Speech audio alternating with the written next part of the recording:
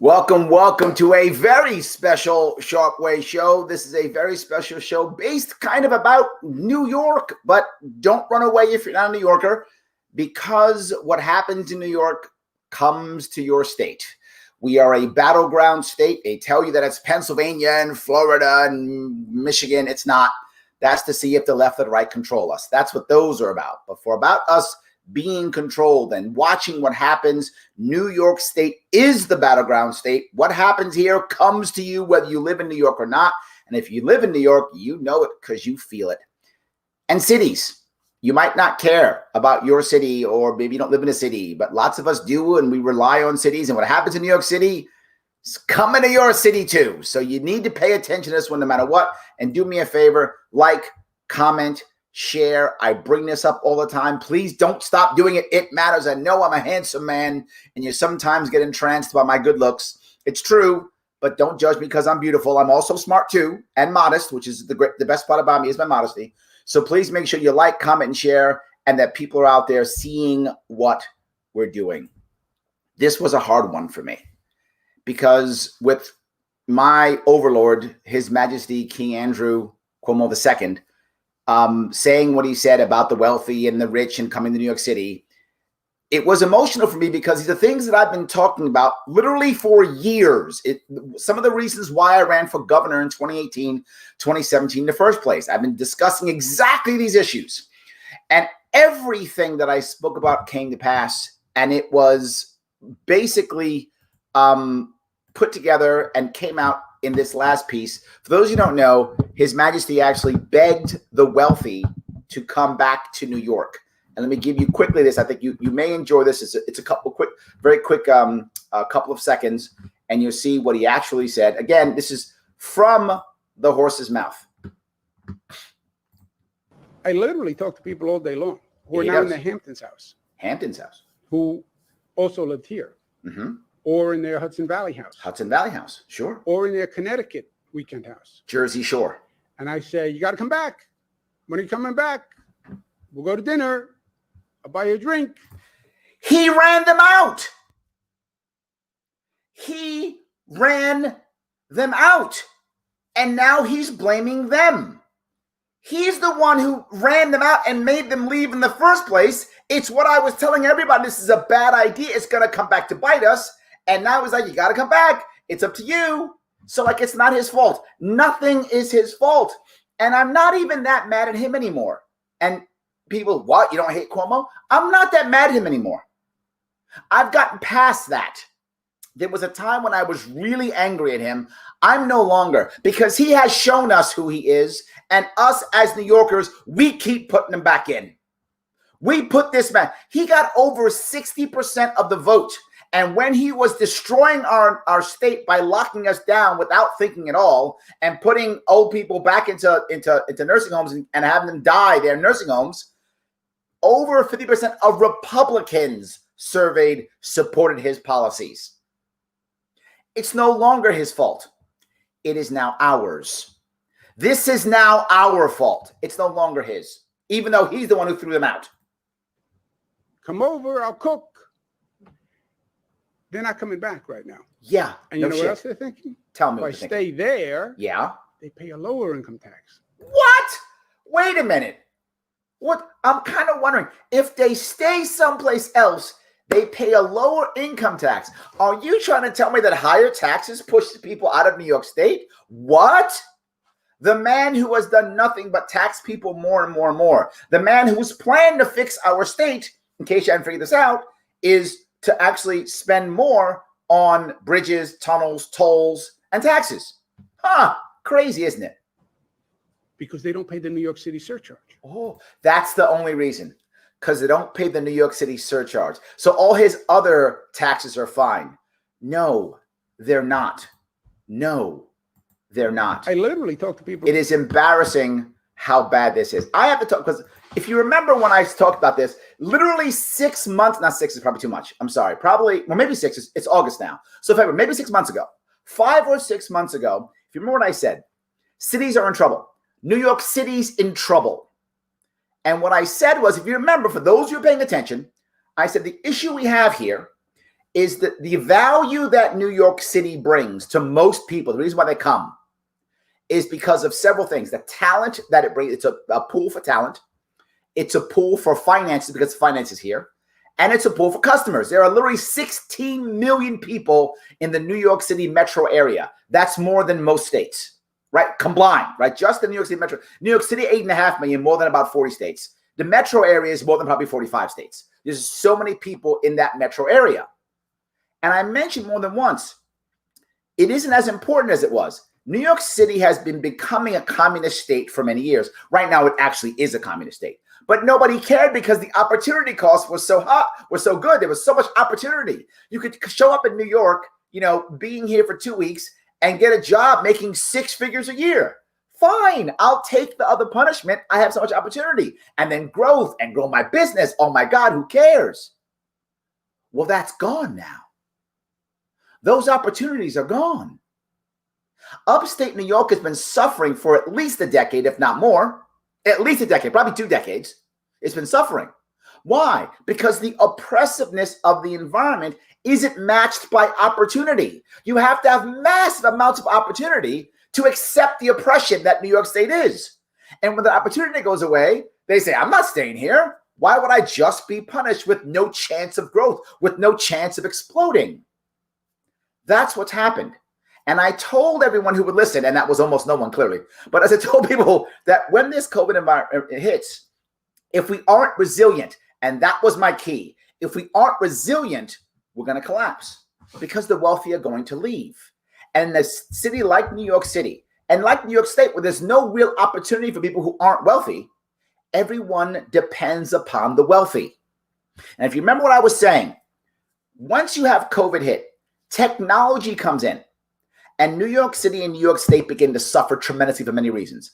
New York State has been punishing people who employ because there have been so many new companies in New York State. They punish the employee. Oh, here's a rich place to punish people. Let's start punishing them and making everybody employed, destroying the gig economy.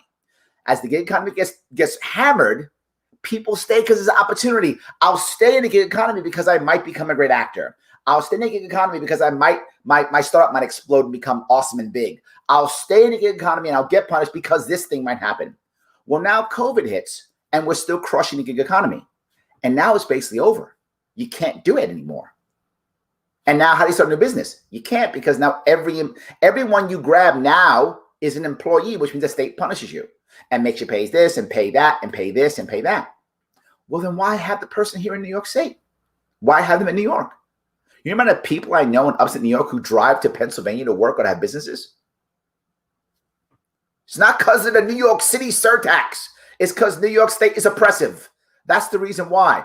The wealthy left finally because they realized, wait a minute, because the governor shut us down. The city shut us down. So they actually couldn't come in, right? Well, they couldn't come in. They stayed home. And it isn't just the Hamptons. It is the Hamptons. It's also the Jersey Shore. It's also the Connecticut Shore. This isn't even New York State. It's also Pennsylvania, Poconos, mountains like that, right? They come in for 2-3 hours in a bus. There's a lot of people who come to New York City just to work, or they have a home in New York City and a summer home or winter home someplace else, the wealthy that is. Some are in Florida wealthy homes, that kind of stuff, right? Some Carolinas, but mostly it's that type of thing. Well, they found out that they could work and still make money from Florida, from Jersey, from Connecticut. Why go back to New York City? I can still make money. You might say, well, Larry, what's that? 100,000 wealthy people? Maybe 200,000, maybe. But the problem is because our state is so broken and there's no opportunity and entrepreneurs get their ass kicked every day, that most of the people who are making money in New York are somehow servicing the wealthy in some way. Well, if the wealthy stop coming into New York City, the people who service them no longer have to come to New York City either. The people who service them and who service those people and who service those people, well, they don't have to either. So why would they? They don't. And they're leaving. And I warned everyone about this 5 months ago. if you don't create a way of keeping our economy open, if you don't teach people how to be resilient during this time frame. Because here's the next thing. Most people who are very wealthy, they think ahead. Not all, but most of it. They're thinking ahead, right? That's one of the reasons why they became wealthy, is they're thinking ahead. This is not to say people who aren't wealthy don't think ahead, but I'm saying people who are wealthy very often think ahead. And they're thinking, what happens next time? They're thinking the same thing I'm thinking, which is, what happened? Oh, will he shut us down again? Is this his answer every single time? Shut it all down? I'm not going to live here. I'm not going to have my business here. I'm not going to have my home here. And now our brilliant governor and our brilliant mayor is saying we're going to have checkpoints in New York City. I'm not going to go through checkpoints. I'm not coming back. It's not worth it. I have just, because of COVID and shutting us all down and making us work this way remotely, now the wealthy look back and say, wait a minute, I can make my money this way. And even the middle class go, why do I have to live in New York City? I can do my same job from Jersey or from Pennsylvania or from any place, Connecticut, Long Island, upstate, doesn't matter where.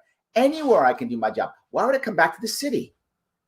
New York City is not going to recover in the way that it was. Will it bounce back a bit? Yes, it will, because it's a tourist city. And people are going to want to come back and see my amazing city for the tourist sites. They want to see the Statue of Liberty, Empire State Building, Freedom Tower. They want to see Wall Street. They're going to want to see Broadway will come back eventually. They'll want Broadway and the culture that New York City is. It will bounce back a bit, but never the way it is.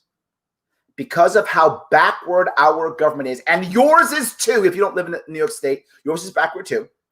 But mine's the most backward, because mine decided it was going to punish all new innovation. It was going to punish cannabis. It was going to punish cryptocurrency. All the stuff I talked about in 2016, 2018 is now coming back to bite us. Because now all those new technologies, they're not going to be here anymore. And they go someplace else.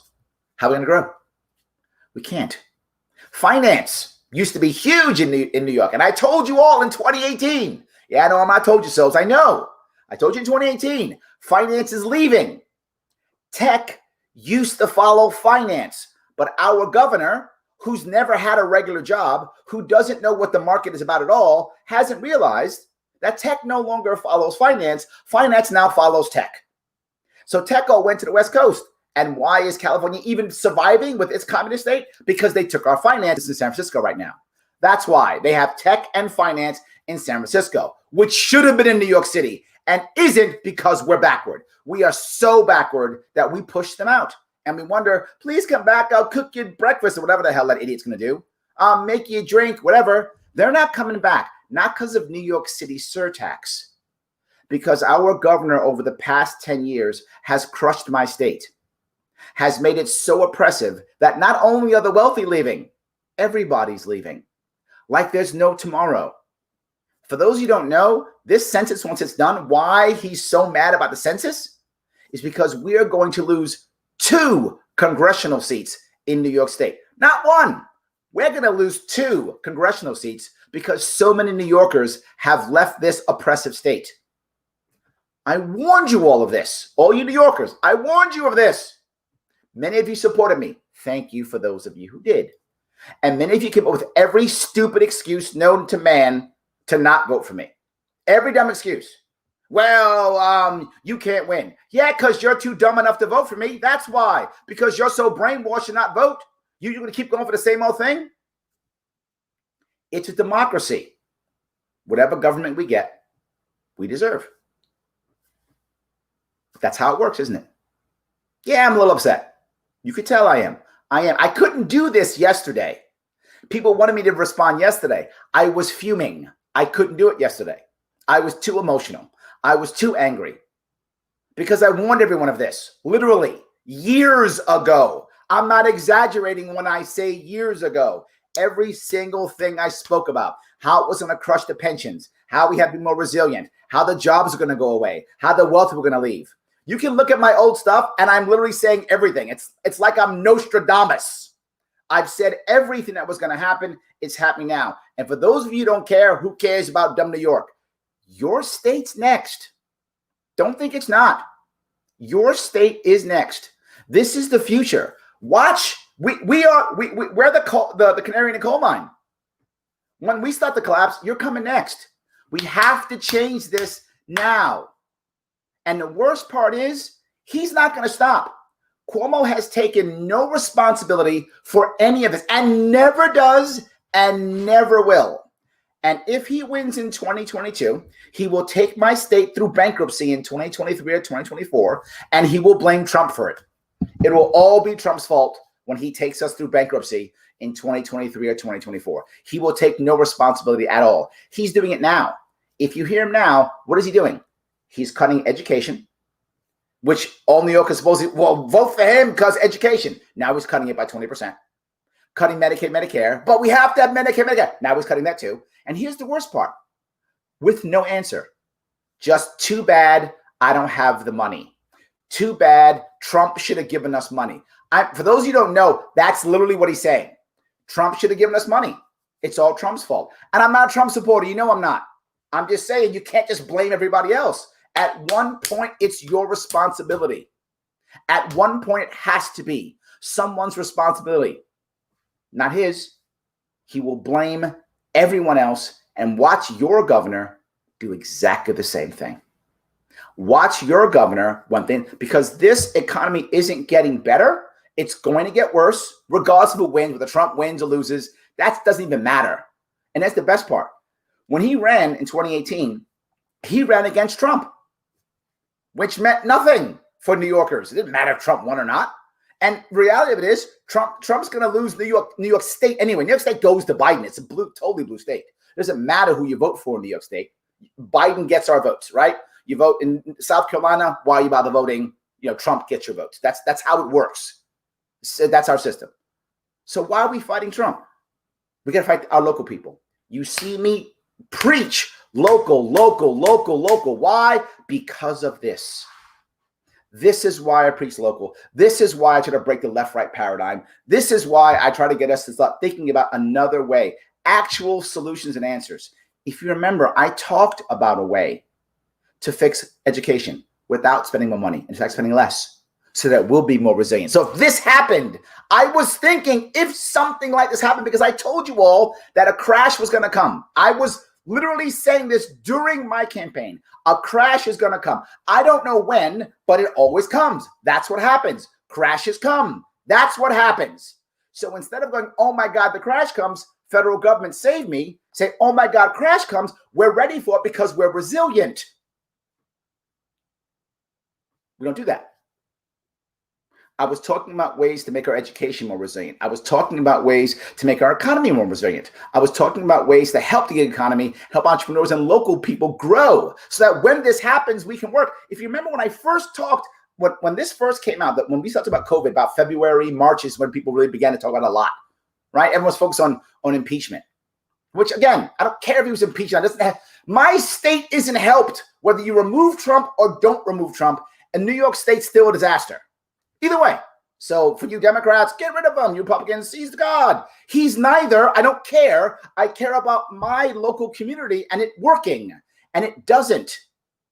And we're focused on distraction of whether Trump is a good guy or a bad guy, whatever the hell he's.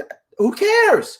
If he wins in November or loses in November, my state's still going to wind up going bankrupt in a couple years if we don't fix something. Win, lose, or draw. And guess whose state's coming behind it? Yours. Yours. If we don't fix our backyard, it doesn't matter who's at top.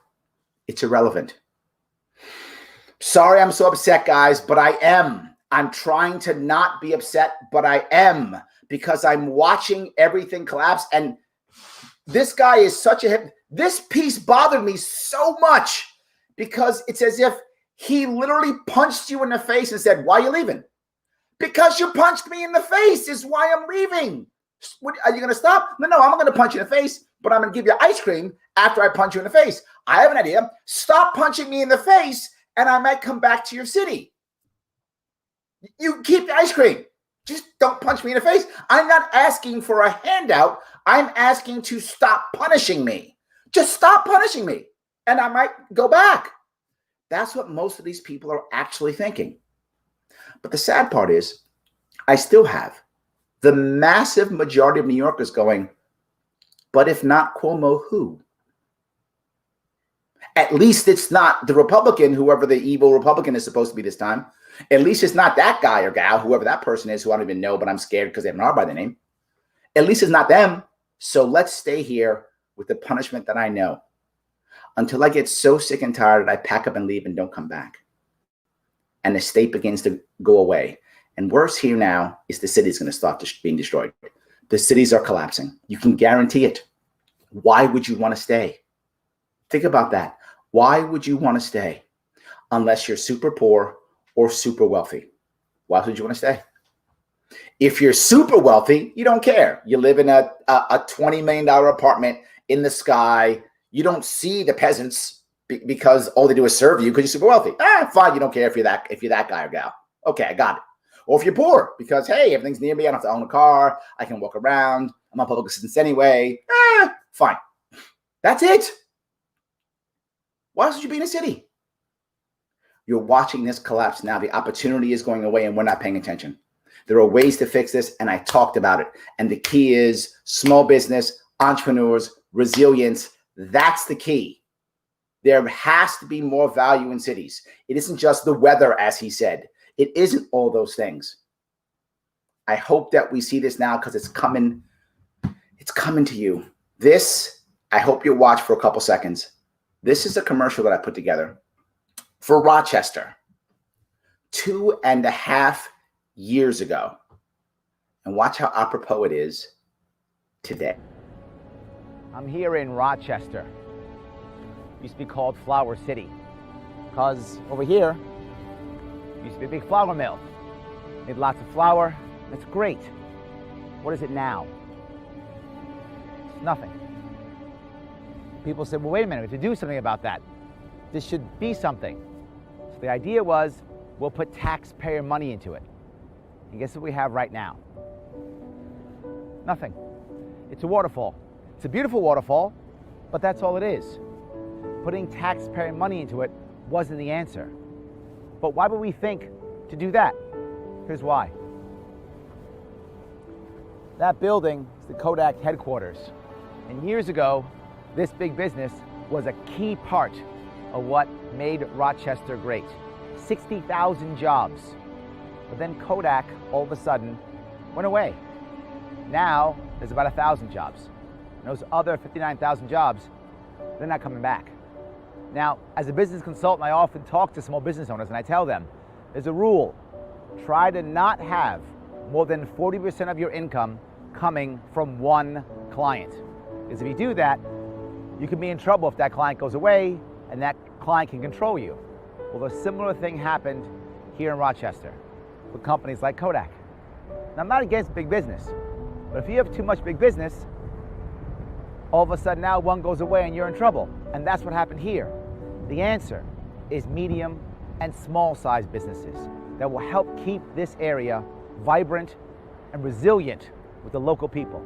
Now, some people thought of that too, and they then tried to make that happen. Right over here. But how did they do that? They did it again with taxpayer money. There is the problem. Taxpayer money, somehow guided by some bureaucracy in Albany, is not the right answer. We have to change our culture away from focusing on taxpayer handouts and taxpayer money funded and directed by bureaucrats in Albany, and instead a culture to where we realize the right answer is local money from small and medium-sized business owners to build up the local community. It can't just be that. It must also be an environment to where these people are able to come in, be vibrant, be resilient, and grow small and medium-sized businesses to make places like Rochester, Syracuse, Buffalo, Albany, Ithaca, Utica, to make them not only prosperous, but also resilient. We need a new culture, a new environment. We need a new New York.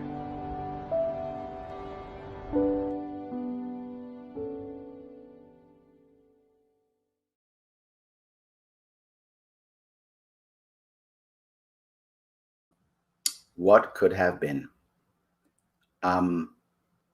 This was 2.5 years ago about Rochester, which is a city of about 250,000 people, give or take. And those are cities throughout our country. And what I never hear is people actually having answers on how to build that infrastructure without raising taxes. answer on how to get entrepreneurs to step up and make things happen. Answers with building local communities so they can be resilient and help each other without government. When this hit us about 5 months ago, the first thing I said is I would engage the local communities to help. I would engage them to find answers now. I was at my local dentist about 2 months ago, and they had only 2 people in the waiting room. They had plastic up all over the place, and people were coming in at certain times and had all the PPE and all those things. And they knew that I would run for governor. And one of them said, Larry, we were closed for months. It's devastating. I said, I know. I could see how the people were feeling bad. The dentist was feeling bad. They might not survive this. They might go out of business. They can't pay the rent. Of course they can't. She said, what would you have done? I said, what you see right now, I would have asked you to figure out 6 months ago. We would have gone right to this immediately. I would have trusted you, because remember something, whether you're Democrat or Republican, the number one thing you're thinking about if Democrat or Republican is the people don't know any better. They can't figure it out without me. I'm the one saying, no, you can figure it out. In fact, you're smarter than me. You're smarter than me. No matter how smart I might think I am, all of you together are far smarter than I could ever be. I expect that to be true. I know that to be true. I've watched it in business, in family, in life, and it's true in politics too. If we would have just done that, we would have been resilient. Would some people have failed? Of course, and they're failing now in mass. We would have had a couple people fail here or there. We would have learned our lessons. Would some people have died? Yes, some would have, but not in mass like this. No, because by the time we got to this point now, if we had done this 6 months ago, by the time we got here now, we'd have the right answers. And if just New York State had done that, no one else, everyone else either shut it all down or let it all go with them, whatever they were going to do, New York State would have actually been a shining example of how to do it right, as in Europe, Sweden has been. We would have been that equivalent here. We would have been the shining light. We would have known what was happening. And all the people, the disinformation wouldn't exist, because we just look at what happened in New York and the counties and cities that failed. Here's what doesn't work. Look, no disinformation, real information. Here's what has worked. And here's what's made no difference whatsoever. We would know what did all of them do that made no difference. Okay, so this aspect of it is irrelevant. Do this or don't. These aspects clearly work. These clearly don't. We would know by now, and we'd have that resilience that I spoke of. But that resilience doesn't come from the big business. The resilience comes from the desperation, from the dedication of the entrepreneur. That's where it always comes from. Every single time. But our government doesn't know that, because the people in our government have never been in the private sector. They don't know how this works. I almost can't blame them. How could they know? They've never seen it before. They've never understood it before. They don't know. Their answer is iron fist. Something went wrong? Hit it harder. I know I punch you in the face, but come back. I'll only punch you once, not twice. All right, maybe I'll punch twice again, but come back anyway. That's the norm. I hope this made sense for many of you. The answer is always the same. If you fall for the left-right paradigm, you're going to lose every single time, because a left-right paradigm is simply going to say my control over his or her control. But both of those are wrong. Whenever you grant someone authority, you gain loyalty and trust. That's how it works. That's human nature.